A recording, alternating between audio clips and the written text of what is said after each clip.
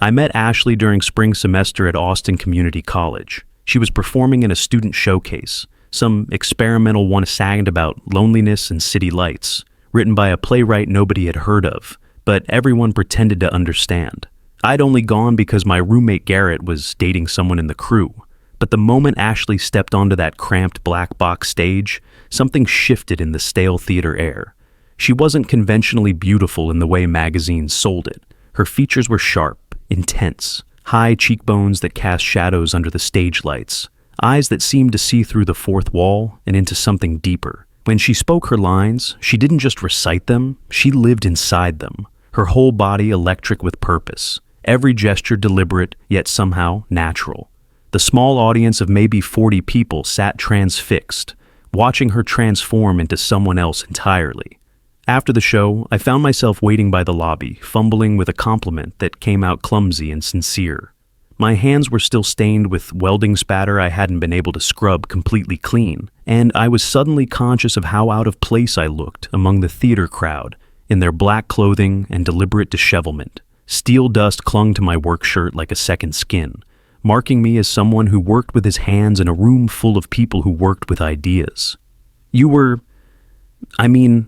That was really something, I said, my voice rougher than intended. Ashley laughed, not unkindly, pulling off her stage makeup with a wipe that came away black around the edges. Really something good, or really something terrible? Good. Definitely good. I don't know much about theater, but I know when someone's real up there. She tilted her head, studying me with those dark, quick eyes that missed nothing. They cataloged the steel dust, the calloused hands, the work boots that had seen better decades. You don't look like the theater type. I'm not, I admitted, shoving my hands deeper into my pockets. I'm a welder, steel fabrication mostly, sometimes structural work when it's interesting enough. Honest work, she said, and somehow it didn't sound condescending. She said it like she meant it, like she respected the steel dust under my nails more than the pretentious program notes she'd been handed all night. Like there was dignity in building things that lasted, in joining metal permanently, in creating something stronger than the sum of its parts. We went for coffee at a 24-hour diner on Riverside that turned into breakfast as the sun came up over the Austin skyline. She talked about Dallas, Houston, the real estate empire she planned to build. Not if, but when. The confidence in her voice was magnetic. She described properties she'd toured during her internship, deals she'd closed for pocket change commissions, the feeling of matching people with their perfect homes. She painted pictures with words, making me see granite countertops and master suites, backyard pools and 3-car garages. I talked about my father's old welding shop in Deer Park, about steel and the satisfaction of joining metal permanently, about the rhythm of torchwork and the smell of hot iron mixing with acetylene, the way sparks flew in perfect arcs when you got the heat just right, how a good bead could hold structures together for decades, outlasting the people who built them. She called me grounded. I called her a comet, burning bright, moving fast, destined for bigger things than community college showcases and late-night diners. 3 months later, we moved in together to a cramped apartment near Riverside Drive, with water stains on the ceiling, shaped like continents and neighbors who fought in Spanish at 2 a.m. The rent was cheap enough that Ashley could work part-time at a real estate office on South Congress while building her client base. She showed apartments on weekends, studied for her license during the week, networked at industry events that served cheap wine and expensive dreams. I worked at Miller Welding and Fabrication, coming home with steel dust in my hair and stories about structural beams and industrial contracts. The shop was old school, family-owned, union jobs, the kind of place where you learned your trade from men who'd been welding since before you were born. We built staircases for office buildings, railings for bridges, custom metalwork for architects who dreamed in steel and concrete. It was good. Chaotic, but good. The kind of good that feels sustainable when you're young and everything still seems possible. She'd practice sales pitches while I cooked pasta, her voice rising and falling with enthusiasm, while I stirred sauce and pretended not to be completely mesmerized. Her energy filled our small apartment, bouncing off the walls like electricity looking for somewhere to ground. I'd fall asleep to her reading property listings aloud, her voice painting pictures of granite countertops and master suites, sometimes shaking me awake at midnight to run through her presentation, for a client meeting the next day. She'd pace our tiny living room, gesturing with her hands, selling imaginary houses to imaginary buyers, while I sat on our second-hand couch and watched her perform. On Sundays, we'd drive out to Hamilton Pool, lying on warm rocks that retained the Texas heat long into the evening, talking about futures that felt close enough to touch. The limestone cliffs rose around us like cathedral walls, and the water stayed cold year-round, fed by underground springs that never saw sunlight. "I'm going to sell million-dollar homes someday," Ashley would say, eyes closed against the sun, one hand trailing in the cold spring water. "Dallas, maybe Austin's West Side, somewhere that matters, somewhere people remember my name." "You'll get there," I always replied. And I meant it. I believed it with the certainty of youth and love. Everyone who saw her believed it. She had that quality, undeniable, magnetic, the kind of drive that made you certain you were watching someone before they became someone, before they outgrew small apartments and small dreams and small-town boys who worked with steel. Then came the night she showed me the pregnancy test. 2 pink lines that rewrote everything we thought we knew about our future. Ashley stared at it like it was a verdict, not a beginning. Sitting on the closed toilet lid in our bathroom, with its cracked tile and flickering fluorescent light that buzzed like an angry insect, the small space felt even smaller with the weight of what those lines meant. I felt my stomach drop, but I reached for her hand anyway, her fingers cold and trembling, despite the Texas heat that made our apartment feel like an oven. The air conditioning had been struggling all week, and sweat beaded on our foreheads as we sat there in silence, processing. "We can do this," I said, my voice steadier than I felt. She didn't answer right away, just kept staring at those 2 lines like they might disappear if she looked hard enough, like she could will them away through sheer force of denial. The ultrasound appointment 2 weeks later changed the math entirely. Twins. The technician smiled like it was wonderful news, pointing at the screen with her stylus, showing us 2 tiny beans with flickering heartbeats. Ashley went pale, her hand tightening around mine until my bones ached. I squeezed back, trying to anchor her, trying to be the steady thing she could hold on to while her world tilted sideways. That night, she cried in a way I'd never seen, deep, choking sobs that scared me, her whole body shaking against my chest, like she was trying to shake off her own skin. I held her on our second-hand couch and promised things I wasn't sure I could deliver. Promises about help, about balance, about her dreams not dying in diapers and daycare costs, about finding a way to make it all work, to have both the family and the career, to build something that wouldn't require choosing. But dreams did die, in a way. Slowly, quietly, like a plant you forget to water, until one day you realize it's beyond saving. The job offer from Preston and Associates Dallas arrived 3 days after she found out she was pregnant. Senior associate position, luxury residential division, the kind of opportunity people spent years chasing. 6-figure potential, company car, expense account, the whole package. I watched her read the offer letter standing in our kitchen, the envelope shaking in her hands. The letterhead was thick, expensive, embossed with gold that caught the morning light. Ashley held it for a long time, reading it over and over, her lips moving silently as she processed the numbers, the benefits, the life it represented. Then she folded it carefully, placed it in a drawer beside the bathroom, and sink, and never mentioned it again. But I would catch her sometimes standing in front of that drawer, her hand on the handle, not opening it, just standing there like she was paying respects to something dead. The months passed. Her body changed in ways that frightened her. Not just the obvious swelling, but the fatigue that made her sleep 12 hours and wake up exhausted. The morning sickness that lasted all day. The way her feet swelled until she couldn't wear the professional heels that made her feel powerful. Client meetings became impossible. The real estate office was understanding at first, then less so as weeks turned into months. She stopped going to networking events, stopped seeing her contacts in the industry, stopped reading trade magazines. Our coffee table, once covered with property listings and market analyses, filled with baby books and prenatal vitamins. The silence about her future grew louder every day. When Grace and Danny were born on a humid August night at St. David's Medical Center, I thought maybe this would be the reset. Maybe love would rewrite the loss. Maybe the moment she held them, everything would make sense. The delivery was hard. 18 hours of labor that left Ashley exhausted and hollow-eyed. She did hold them, kissed their heads, whispered soft things in a voice I'd never heard before. But even then, even in that hospital room with terrible fluorescent lighting and the smell of antiseptic, even as she counted their tiny fingers and marveled at their weight, I saw something flicker behind her eyes. Something that looked like grief for the life she'd never have. The next 2 years blurred together in a haze of diapers and daycare, midnight feedings and pediatrician appointments. I worked longer hours at Miller's, taking on overtime whenever it was available. Ashley stayed home, ostensibly by choice, but I could see the way she watched the clock, counting hours like a prisoner marking days. She tried going back to real estate when the twins were 6 months old, but childcare ate most of what she earned, and the irregular hours made everything harder. Houses didn't sell on schedule. Clients called at dinner time. Weekend showings meant leaving me with 2 babies who screamed when their routine got disrupted.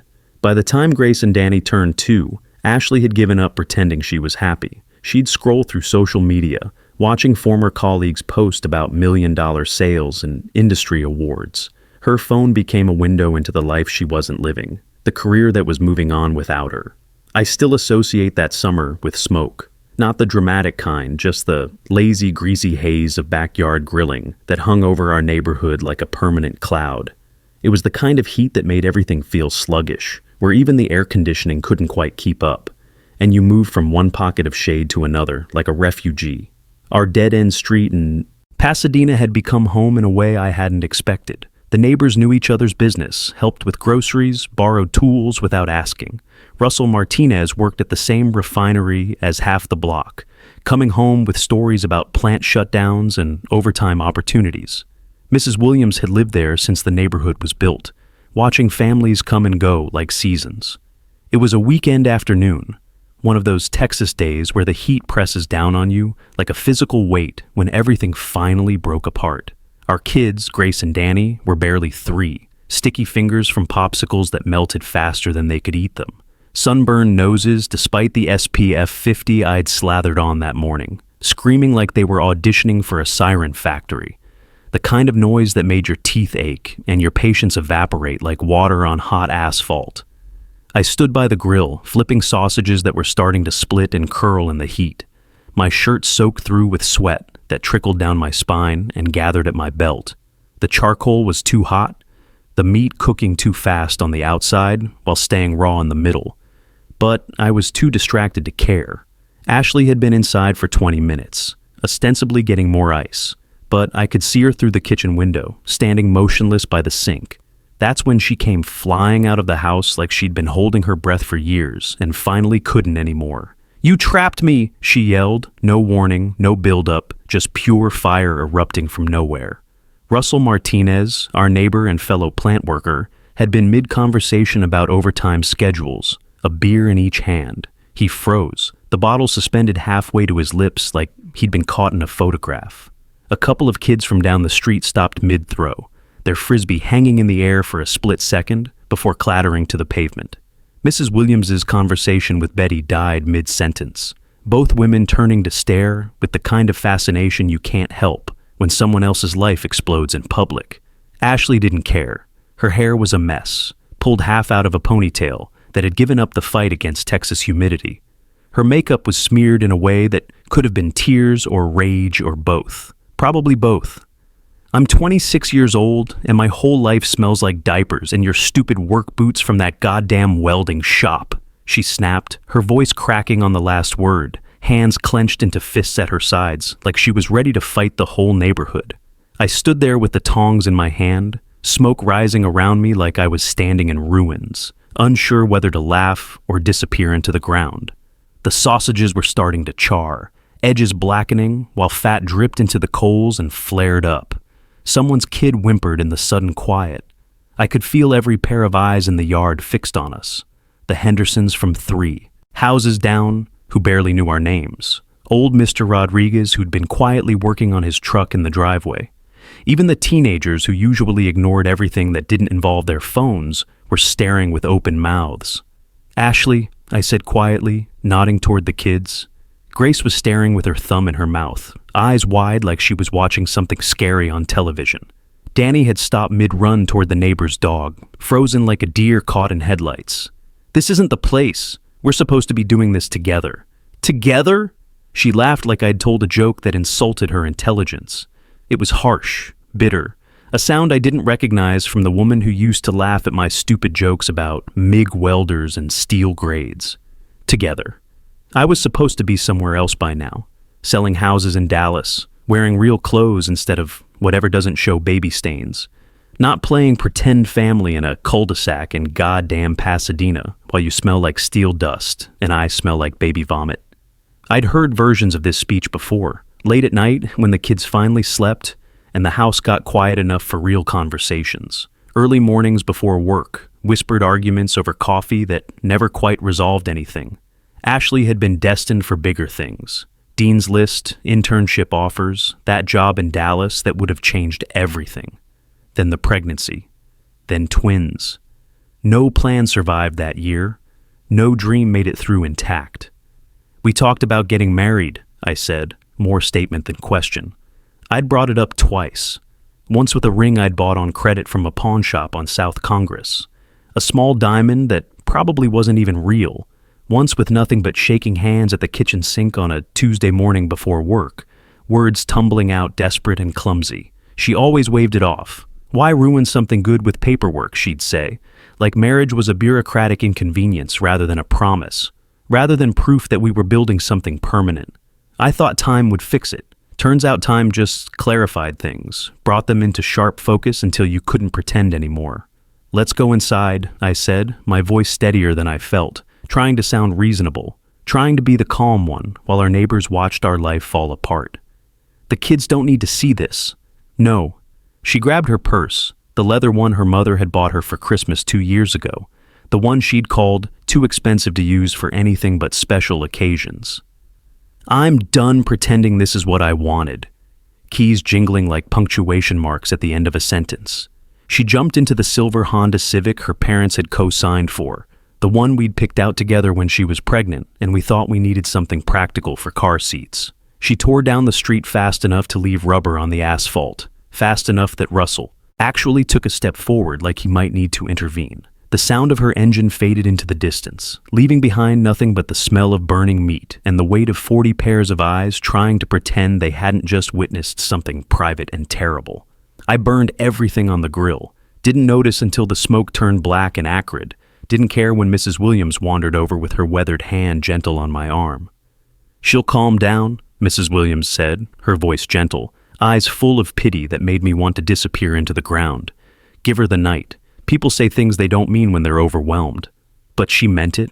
I knew that even then, standing there with burnt sausages and the lingering smell of rubber on hot asphalt. The way Ashley had looked at me wasn't anger. It was resignation, like she'd finally admitted something to herself that she'd been fighting for years. Ashley didn't come back that night or the next. I put the kids to bed alone for the first time, Grace asking questions I couldn't answer without lying, Danny clutching his stuffed elephant and staring at the door like Ashley might walk through any second if he just watched hard enough. The house felt different without her, thicker somehow, like the air itself had changed density. I made up stories. Mommy was visiting a friend. Mommy was working on something important. Mommy would be back soon. Each lie tasted like ash, stuck in my throat like steel dust after a long day in the shop. Grace stopped asking after day 4, her little face shutting down in a way that scared me more than the questions had. Danny kept going for another week, then started having nightmares that left him screaming at 2 a.m. On Monday, there was a note on the fridge, held up by a magnet shaped like Texas, that we'd bought at a gas station somewhere on our way back from Hamilton Pool. 4 words in Ashley's sharp, dramatic handwriting. No signature, no explanation, no acknowledgement of what she'd left behind. I need space. A. I called her phone, straight to voicemail. Her voice on the recording sounded like a stranger's. Bright, performative, the voice she used for client calls, not the voice she used with me. Hi, you've reached Ashley. I can't come to the phone right now, but leave a message and I'll call you back. Except she wouldn't. The phone rang and rang until it became another form of torture, another way to measure how far away she'd already gone. By lunchtime, her mother texted me from Houston, where Ashley had apparently been in contact, even though she couldn't answer my calls. She's safe, don't worry. Safe. Right. Safe somewhere that wasn't here.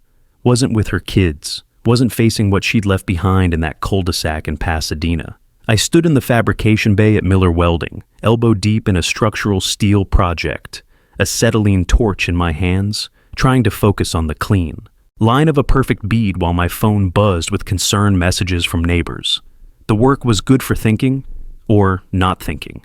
The blue flame and the smell of hot metal had a way of drowning out everything else.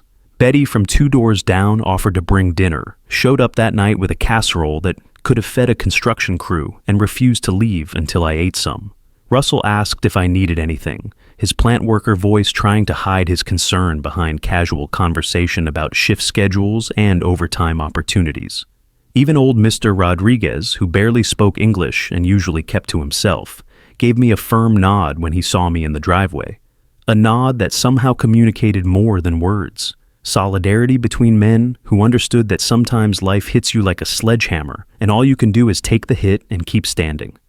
The week blurred into a haze of work and exhaustion. I picked up extra shifts at Miller's, steel dust ground into my skin like a second layer. Calluses forming on calluses just to keep the lights on and my mind from spinning in circles. Daycare for 2 kids at Little Scholars. Early Learning Center cost more than our rent used to be.